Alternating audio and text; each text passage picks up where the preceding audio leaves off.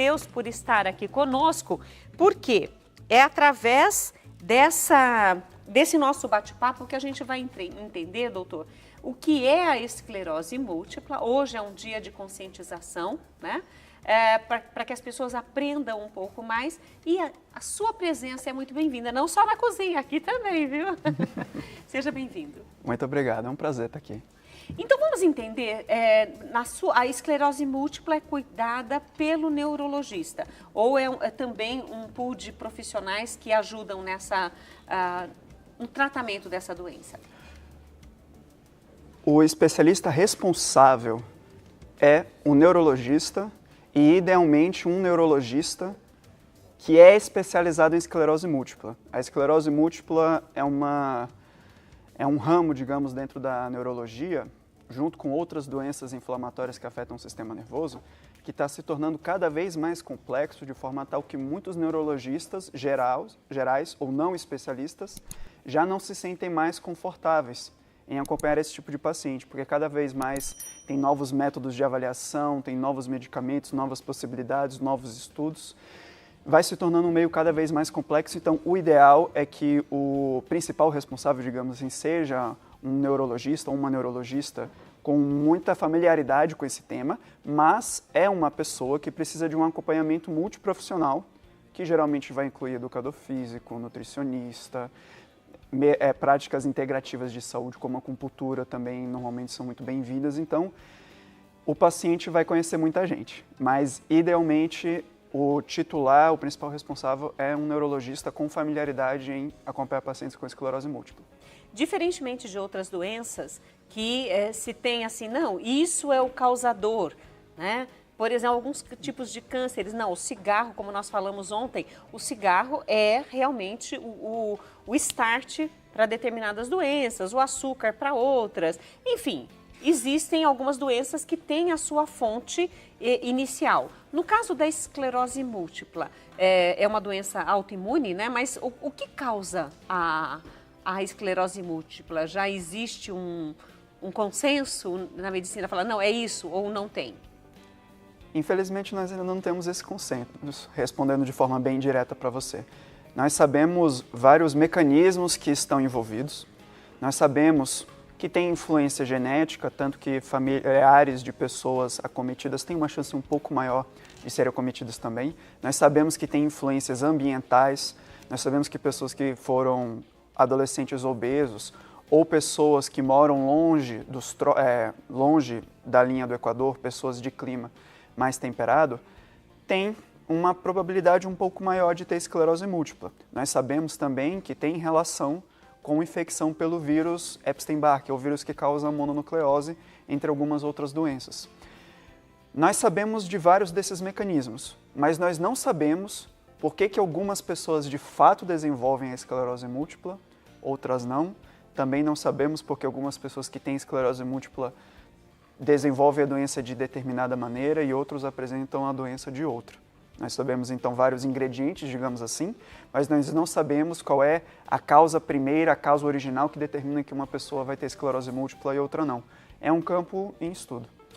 E vai ser, assim, com certeza ao longo dos anos, cada vez mais esclarecido e as pessoas também já estão se orientando um pouco mais em relação a isso, a sua qualidade de vida, a evitar outras doenças, né? Não sei se essa é evitável ou não, prevenível ou não, mas muitas doenças já estão sendo prevenidas de certa forma com aquelas dicas que a maioria dos médicos passam para todos os seus pacientes. E a nossa diretora disse que o senhor mandou, inclusive, algumas imagens para nós, para que a gente possa entender um pouco melhor sobre a esclerose múltipla. Nós podemos colocar as fotos agora? Então vamos colocar no ar e eu vou pedir ao doutor que nos explique o que significa, doutor, cada uma dessas imagens que vão ser mostradas. Perfeito. Então essa primeira imagem é um esquema muito simples, só para a gente ter uma visão do que acontece com a célula do sistema nervoso, que nós chamamos de neurônio, na pessoa que tem esclerose múltipla. Então, de forma bem resumida, a função básica das células do sistema nervoso, principalmente os neurônios, são de gerar um estímulo elétrico e transmitir esse estímulo. Para essa transmissão acontecer da forma ideal, O neurônio, ele tem um cabo, como se fosse um cabo HDMI, digamos assim, e ele tem uma capa isolante. Essa capa isolante nós chamamos de bainha, como se fosse uma bainha de uma espada, por exemplo, ou seja, algo que vem em volta de outra coisa, de mielina. Mielina é o nome da substância. Essa bainha de mielina, ela atua como um isolante e ela, estando saudável, permite que a transmissão desse impulso elétrico aconteça normalmente. Na esclerose múltipla, as células de defesa do próprio organismo invadem o sistema nervoso central e causam lesões nessa estrutura. Quando essa estrutura é lesionada, as células não conseguem mais transmitir o impulso elétrico normalmente. E isso acaba causando vários dos sintomas que a pessoa tem. É como se essa capinha protetora, como se fosse um fio elétrico mesmo, essa capinha tivesse buraquinhos, alguma coisa assim, e o neurônio não conseguisse fazer o seu caminho normal até onde ele precisava chegar? Exatamente. Para o estímulo elétrico sair de um lado do neurônio e ir até o outro, essa capa tem que estar intacta. Quanto mais danificada ela estiver, pior é essa transmissão, como se fosse, entre aspas, um fio desencapado, vamos dizer assim. Isso pode chegar num ponto tal que esse estímulo é bloqueado, não é transmitido mais, geralmente numa situação de bastante sintomas para a pessoa. Uma pessoa que está com essa doença, teve o diagnóstico dessa doença, ela tem uma tendência a perder alguns movimentos. O que acontece com essa pessoa? O que ela vai sentir ao longo da sua vida se ela falar, não, não quero tratamento, não quero nada. Acho que é difícil, né, acontecer isso, mas ela vai ter complicações sérias na vida dela. Por isso que os tratamentos, e a gente vai falar sobre eles daqui a pouco, são tão importantes. A esclerose múltipla, e mais importante, as pessoas que têm esclerose múltipla, são universos que nós estamos conhecendo cada vez mais. Então, não existe uma receita de bolo, digamos assim, que acontece com todas as pessoas. Apesar da doença ser a mesma, todos terem esclerose múltipla, cada pessoa tem uma história diferente. Por exemplo, esclerose múltipla é uma doença que tende a cometer pessoas mais jovens, mas eu já acompanhei pacientes com 14, 12 anos, com quadros gravíssimos, com lesões muito graves no cérebro, com lesões muito graves na medula, já muita dificuldade de caminhar, muita fraqueza nas pernas. E também acompanho várias pessoas que têm seus 30, 40 anos, muitas vezes já têm 10, 15 anos de doença em acompanhamento e que estão muito bem, às vezes com poucos sintomas, às vezes até assintomáticas, isso acontece. Tem pessoas que durante algum período elas estão melhores, tem outros que dependendo de como vai a vida dela, ela pode se sentir um pouco pior. Não existe uma regra. Agora, quando se trata de doenças que nós chamamos de agressivas, pacientes que têm esclerose múltipla que tendem a causar muita lesão se não são tratadas adequadamente, o que pode acontecer é essa pessoa ter fraqueza dos membros, perda da visão, perda do controle de urina e de fezes.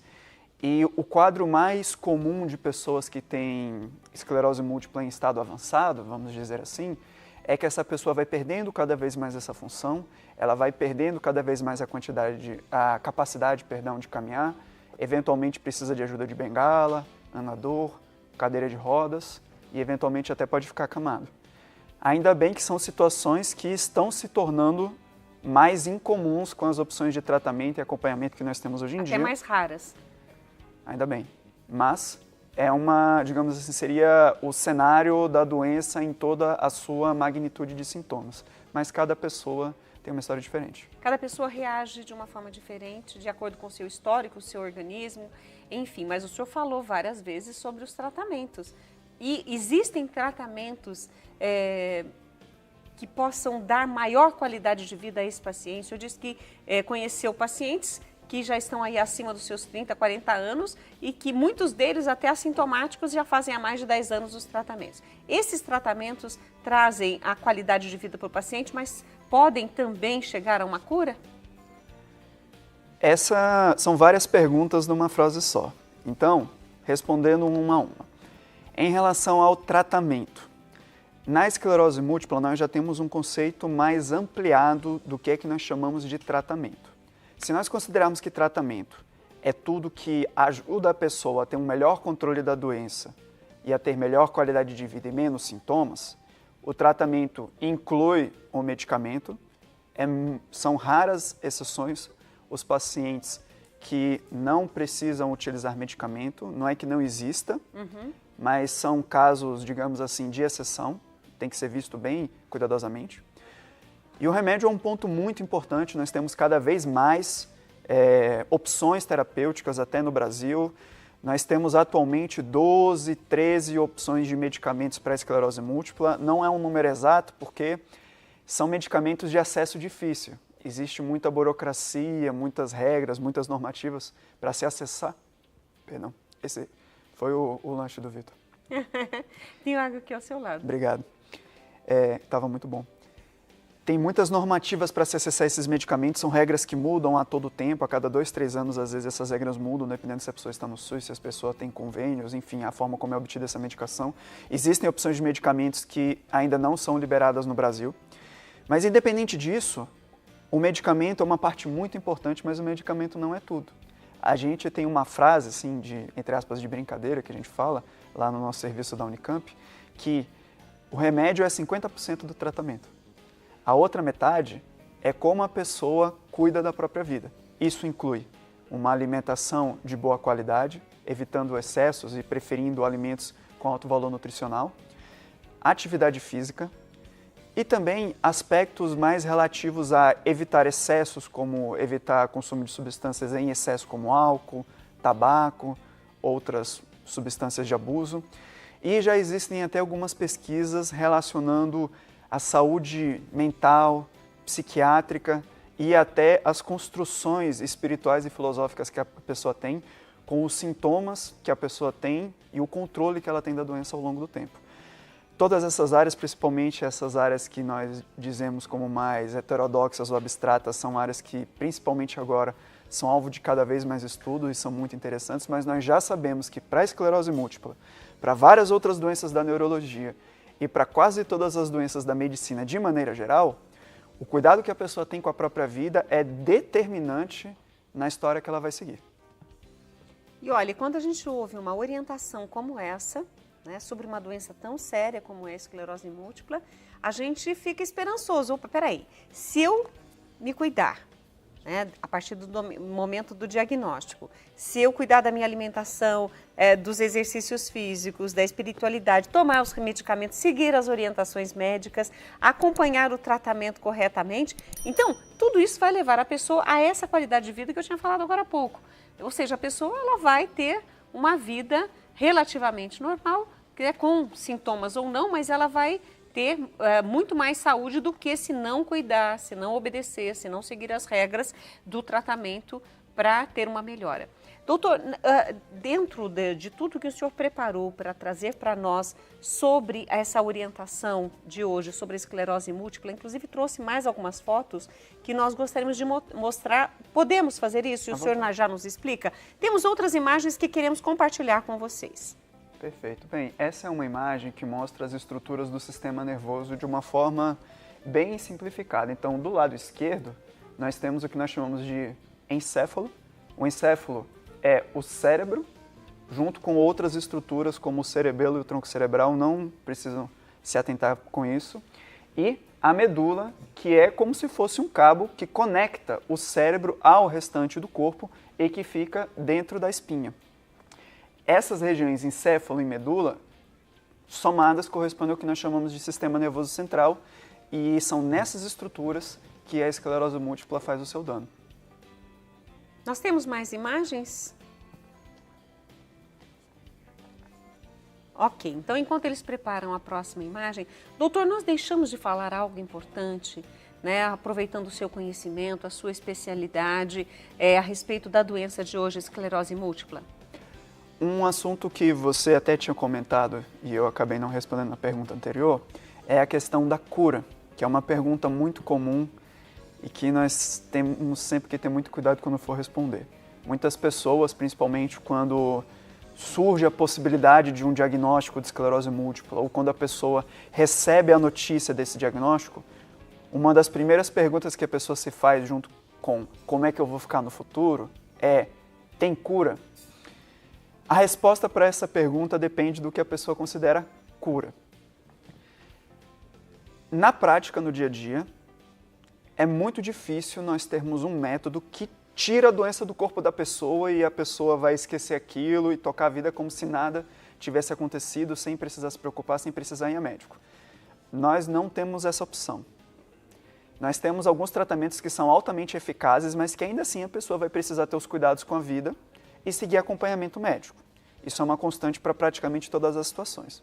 Agora, com os nossos conhecimentos que nós já temos mais recentes da doença, com as opções de tratamentos mais modernas, algumas que podem ser tanto comprimidos que você usa todo dia, outros podem ser tratamentos que você faz agora, você repete após algumas semanas, às vezes você repete novamente após um ano e outras, às vezes, você passa anos sem precisar repetir. Então, de maneira geral, com os conhecimentos que nós temos hoje em dia, quando o paciente toma para si a responsabilidade pela própria saúde e bem-estar, faz todo o acompanhamento devido, toma todos os cuidados com a própria vida, ele tem todas as chances possíveis de levar uma vida com a maior qualidade possível. Muitas pessoas, inclusive, ficam com sintomas mínimos ou sem sintomas, e essas pessoas que usam medicamentos que as doses são mais espaçadas, elas têm que fazer o acompanhamento médico, têm que passar com os profissionais que sejam específicos para os seus casos, mas o dia a dia dela é um dia a dia praticamente normal. A pessoa não fica lembrando toda hora que é portadora de uma doença. Então, hoje em dia, nós já estamos conseguindo tirar essa pessoa da ideia de ter uma doença, de ser a doença, de se identificar através da doença, para uma pessoa que tem a sua vida e uma vida cada vez mais definida, cada vez menos definida pela doença, cada vez menos definida pelo remédio ou por estar doente. Ou seja, apesar de ser uma doença degenerativa, ela existem esses tratamentos. Mas está falando dos medicamentos, mas na nossa conversa antes de começar o programa, existe também a cirurgia, um transplante de medula que pode, em alguns casos, seguindo as orientações, né, a avaliação médica, pode resolver? O transplante de medula óssea é um tratamento muito avançado, vamos dizer assim. Ele é um tratamento estabelecido na literatura, tem evidências, ele é um tratamento válido, ele não é experimental, mas ele é extremamente agressivo. Ele é complexo de se fazer, ele tem riscos associados. Então não é indicado para todos os pacientes? Não é indicado para todos os pacientes. E ele é um tratamento que ele era a nossa opção para casos muito difíceis de se tratar, quando nós não tínhamos a gama de opções terapêuticas que nós temos hoje. Então, em décadas passadas, o transplante de medula óssea era a carta na manga para essas situações.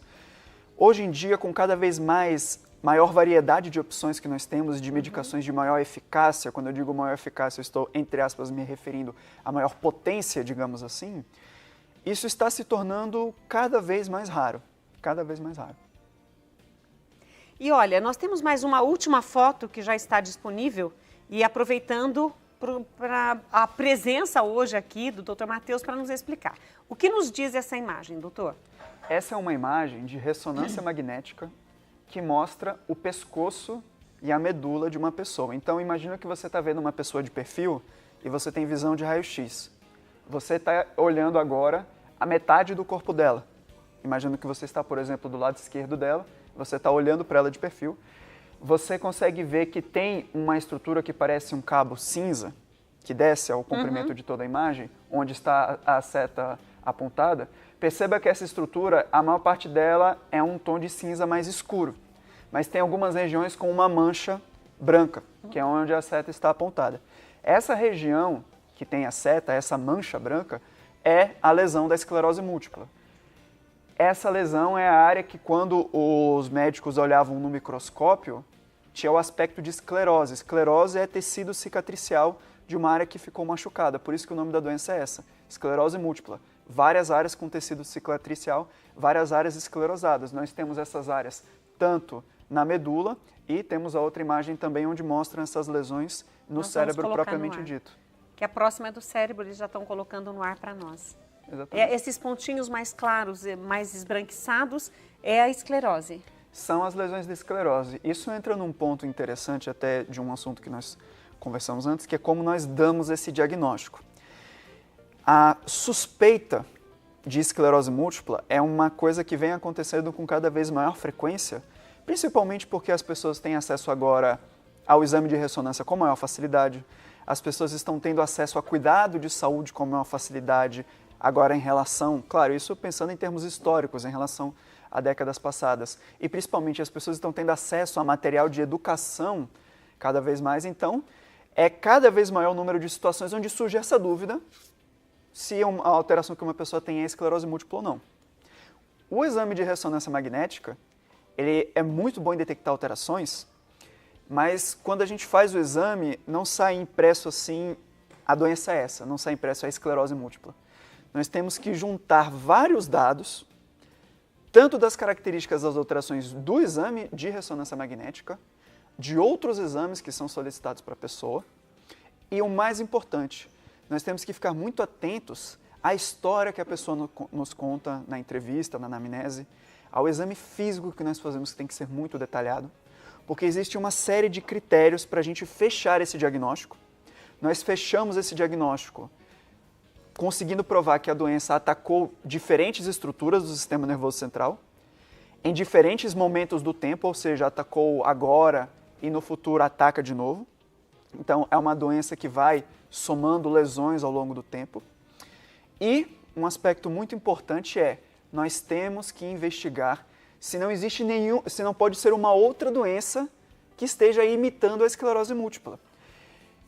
Inclusive, estudos mostram que na maioria das vezes, quando os pacientes são encaminhados para centros de referência com suspeita de esclerose múltipla, uma minoria desses pacientes de fato tem esclerose múltipla, porque existem doenças que são muito mais comuns e que podem imitar, principalmente doenças associadas a questões da parte vascular, de pressão alta, diabetes, colesterol. Entendi. Algumas pessoas que têm enxaqueca podem ter algumas alterações também quando fazem o exame de ressonância magnética. E que não necessariamente nesses exames vai acusar a esclerose múltipla. Vai ser a avaliação do médico, a experiência dele nessa conversa, nessa análise dos exames, não somente da ressonância, que vai fechar o diagnóstico.